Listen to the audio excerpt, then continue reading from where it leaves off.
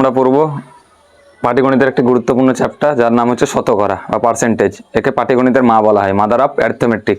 যদি শতকরা তুমি ভালোভাবে বুঝতে পারো তাহলে শতকরার সঙ্গে সঙ্গে লাভ ক্ষতি, সরল সুদ, চক্রবৃদ্ধি সুদ এই সমস্ত চ্যাপ্টারগুলো তুমি ভালোভাবে করতে পারবে। ঠিক আছে, তাহলে শতকরা বুঝতে গেলে আমাদের কি বুঝতে হবে? এই যে শতকরা, এই শতকরার চিহ্নটা কিরকম হয়? এরকম। তাহলে শতকরা মানে কি? এই এক আর এই দুটো ফোটার জন্য দুটো জিরো, তাহলে শতকরা মানে 100। এই শতকরা মানে কিন্তু 100, তাহলে শতকরাকে সবসময় 100 ধরে চলবে। ঠিক আছে, তাহলে আমরা কি জানলাম? শতকরা মানে আমাদের 100। তাহলে কি বলে আছে? এরকম ধরো কোশ্চেন আছে যে 400 টাকার 10% ইকুয়াল টু কত? 400 টাকার 10% ইকুয়াল টু কত? তাহলে আমরা কি করব?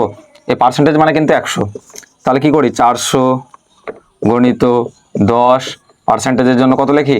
100 দিয়ে কাটাকাটি করি, 0 0 0 4 10 40, তাই তো? এটা বেসিক ফর্মুলা, কিন্তু এগুলোকে আরো শর্টকাটে করতে হবে, তার কারণ পরীক্ষায় করতে গেলে আমাদের কম সময়ের মধ্যে অ্যান্সার করতে হবে। যে 400 টাকার 10% কত? তাহলে তুমি একটা কথা বোঝো, এই পার্সেন্টেজের জন্য আমরা কি দুটো জিরোকে কেটে দিতে পারি? তাহলে অ্যান্সার কত হয়ে গেল? 4 10 40। এবার যদি তোমাদেরকে বলি যে 1200 টাকার 20% কত, তাহলে কি করে করবে? যে 1200 টাকার 20% ইকুয়াল টু কত?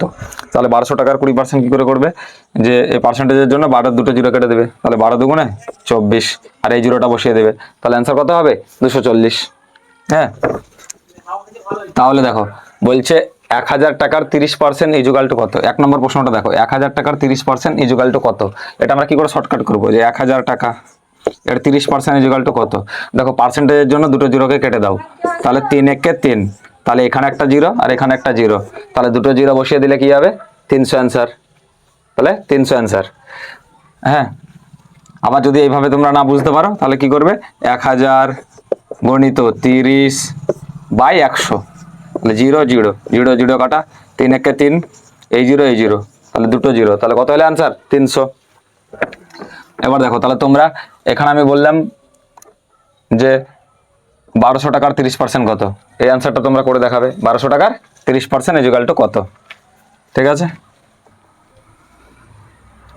চলো এবার আসি 2 নম্বর প্রশ্ন। একটি সংখ্যা 20% বেড়ে 2400 হলে আসল কত? এবার তুমি একটা কথা বুঝো, একটা সংখ্যা বাড়লো তাহলে 100-র সঙ্গে যোগ হবে না বিয়োগ? যদি বলে একটা সংখ্যা হ্রাস পেলো বা কমলো তাহলে হবে 100 থেকে বিয়োগ, আর যদি বলে একটি সংখ্যা বৃদ্ধি পেলো বা বাড়লো তাহলে 100-র সঙ্গে যোগ। তাহলে দেখো একটি সংখ্যা 20% বাড়লো, তাহলে 20% বাড়া মানে কি? 100-র সঙ্গে 20 যোগ করলে 120। ঠিক আছে, তাহলে 2400 হলে আসল সংখ্যা কত? তাহলে 120 মানে কত? 2400। তাহলে আসল সংখ্যা আমরা শতকরায় কত ধরি? শতকরা মানে 100, তাহলে 100 ধরে নেব। তাহলে 0 0 কাটা, তাহলে 12 দুগুণ 24, ঠিক আছে, আর 10 দুগুণ 20 আর এই দুটো জিরো বসিয়ে দাও, তাহলে অ্যান্সার কত হয়ে গেল? 2000। তাহলে অ্যান্সার কত হয়ে গেল? 2000। বুঝতে পারলে? ঠিক আছে, তারপরে দেখো কোনো একটি সংখ্যা প্রথমে 20% বাড়লো, তার কোনো 3 নম্বর প্রশ্ন দেখো, কোনো সংখ্যা প্রথমে 20% বাড়লো তারপরে আবার 20% বাড়লো, তাহলে মোট সংখ্যাটি কত পার্সেন্ট বাড়লো বা কমলো? তাহলে দেখো কোনো একটি সংখ্যা প্রথমে 20 বাড়লো তারপর 20 বাড়লো এরকম যদি বলে তাহলে দুটোকে বাড়া মানে যোগ করো, তাহলে 20 20 যোগ করলে কত গো? 40। তাহলে এবার এই যে 20 20, এই 20 20 দুটো জিরো কেটে দেবো আমরা, কেন? 100 দুটো জিরো, আর 2 দুগুণে 4, তাহলে 40 আর 4 যোগ করলে কত হলো? 44। 40 আর 4 যোগ করলে 44।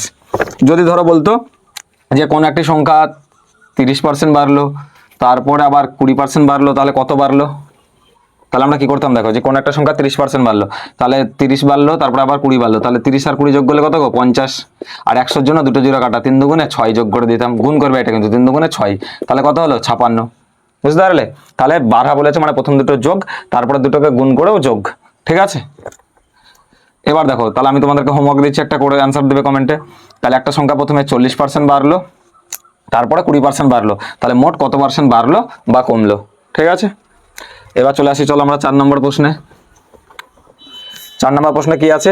কোনো একটি সংখ্যা 20% কমলো আবার 20% কমলো, তাহলে অবশেষে কত পার্সেন্ট কমলো বা বাড়লো? তাহলে দেখো কোনো একটা সংখ্যা প্রথমে 20% কমলো 20% বাড়লো, তাহলে 20 20 যোগ করে না কত হলো? 40। এবার আমি কি বলেছি? এই 20 আর এই 20, ঠিক আছে, এবার কমলে বলেছে মানে বিয়োগ, তাহলে 2 0 0 কেটে যাবে 100-র জন্য, 2 দুগুণে 4 বিয়োগ করে দাও, তাহলে কত পার্সেন্ট হলো? 36% কমলো। 36% কমলো। ঠিক আছে, তাহলে কি কমলে কি হবে, কুড়ি যে সংখ্যা দুটো থাকবে সেটাকে প্রথমে যোগ করে নেবে, তারপরে কেটে বিয়োগ করে দেবে। কারণ কি এটা কমলো বলে আছে। যদি বাড়া বলে তাহলে প্রথমে দুটো যোগ করবে, তারপরে দুটোকে কাটাকাটি করে যোগ করবে, বুঝতে পারলে? তাহলে দেখো এখানে যদি আবার থাকতো যে কোনো একটা সংখ্যা প্রথমে 30% কমলো, তারপরে 20% কমলো, তাহলে অবশেষে কত কমলো বা বাড়লো, তাহলে আমরা কি করতাম, যে 30 আর 20 কে যোগ করতাম। তাহলে 30 আর 20 যোগ করলে কত গো, 50। আর 30 আর 20 কি করতাম, 0 0 100 জন্য কেটে দিতাম, 3 দুগুণে 6। তাহলে কমলো বললো তাই বিয়োগ, তাহলে 100 থেকে 6 বিয়োগ করলে কত, 50 থেকে 6 বিয়োগ করলে 44% অ্যান্সার। কত পার্সেন্ট, 44%।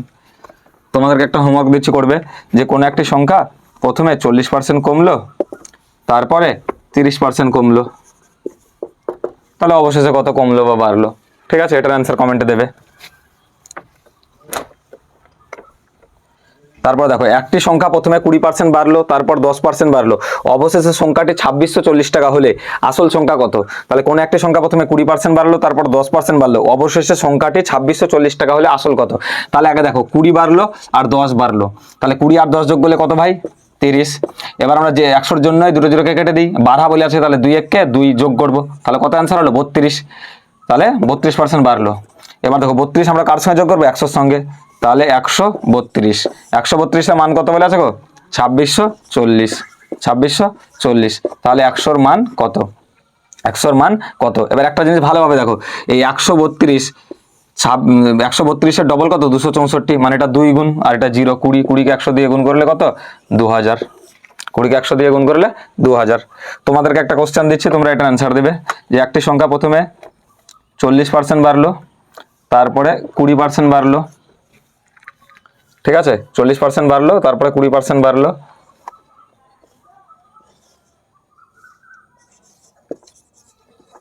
$3360 হলে আসল সংখ্যা কত? 3360 হলে আসল সংখ্যা কত? একটি সংখ্যা প্রথমে 40% বাড়লো, তারপর 20% বাড়লো, অবশেষে সংখ্যাটি 3360 হলে আসল সংখ্যা কত? যদি এই ভিডিওটা ভালো লেগে থাকে তাহলে অবশ্যই একটা লাইক, বন্ধুদের মাঝে শেয়ার ও কমেন্ট করবে, চ্যানেলটা সাবস্ক্রাইব করবে। থ্যাংক ইউ সবাইকে।